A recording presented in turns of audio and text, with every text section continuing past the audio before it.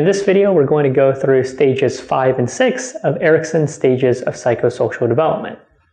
Stage 5 is at adolescence, and the psychosocial crisis is identity versus identity confusion.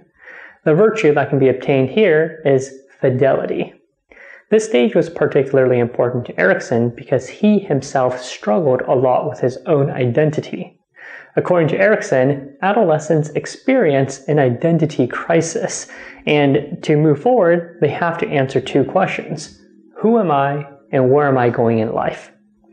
Adolescents who are able to answer these two questions and develop a sense of self will be able to contribute to society, while those who don't will remain confused about their identity. Alright, stage 6 is early adulthood, and the psychosocial crisis is intimacy versus isolation. The virtue that can be obtained here is love. At this stage, individuals need to form long-term commitments to others. If they succeed, they will be able to experience intimate relationships, and if they fail, they will feel alone and isolated.